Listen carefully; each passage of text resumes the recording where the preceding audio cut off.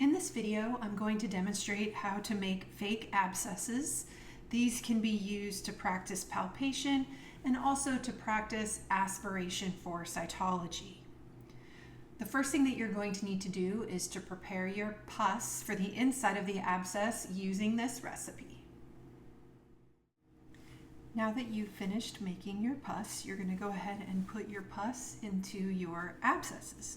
We're going to use the tip of the fingers of the gloves to make our small little abscesses. So you're going to suck up about 3 mils in a syringe. Place it in a fingertip.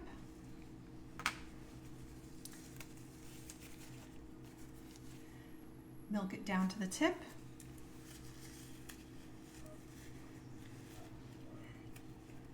And then tie a knot.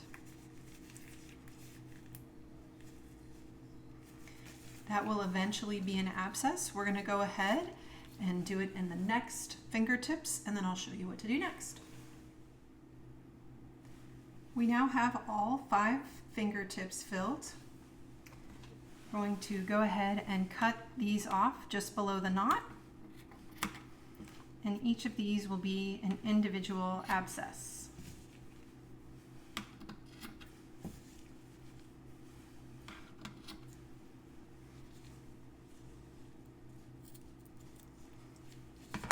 At this stage, you have a couple of options. One option is to use a mannequin or a phlebotomy arm, place the abscess on top of that, cover it with teguderm, and have students practice aspirating the abscess that way. Another option is to embed them in gelatin, which I will show you next. Now we're ready to go ahead and place our abscesses in the gelatin. The recipe does call for a 9 by 11 pan.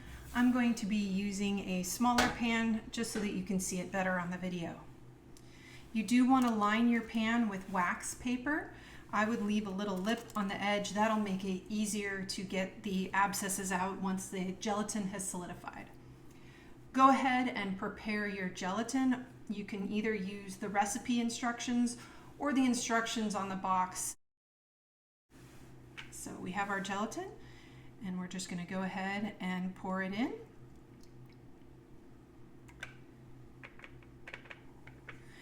We're going to let that set in the fridge about a half an hour until it's semi-soft, and then we'll poke our abscesses in. So I'll show you that as soon as this is done. Our gelatin is now semi-solid. One way that you can tell is if you dip your finger in it, a little bit will come off on the tip. You can just see it there. I have stored my abscesses in the fridge until this point in time just because there's perishable stuff in there, like the mayonnaise. So now I'm going to go ahead and place those in the gelatin. In the bigger 9 by 11 pan, you'll want to do them 5 by 5. That gives you plenty of room to cut out individual sections for your students. In this smaller pan, I'm going to be doing it 2 by 3. Once you get them all arranged, you're going to go ahead and put it in the fridge until the bottom layer is solidified. Once it's solidified, you'll go ahead and prepare your next gelatin layer.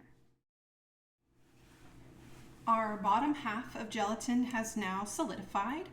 I typically add another very thin layer of gelatin on the top. That gives me nice, easy squares to cut out and give to students. So go ahead and prepare your second batch of gelatin. Then very delicately pour the gelatin over your existing mold. Every once in a while, you may have a abscess that pops up. Sometimes if there's a little bit of air in the glove, it'll do that. Then you can just kind of push it down below that gelatin layer. We're going to go ahead and place this in the fridge overnight. It can stay in the fridge for about up to a week. Again, it is a food product, so after a week you'd probably want to throw it away.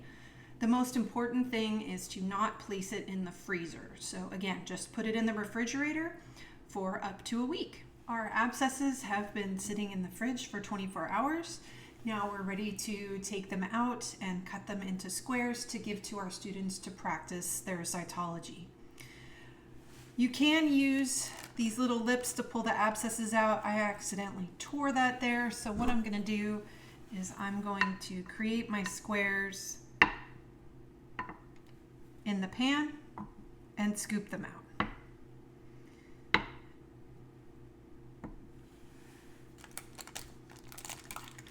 So you'll go ahead and scoop it out just like you would a brownie. And I put these on old plastic food trays. And now we're ready to go for the students. Thank you for watching.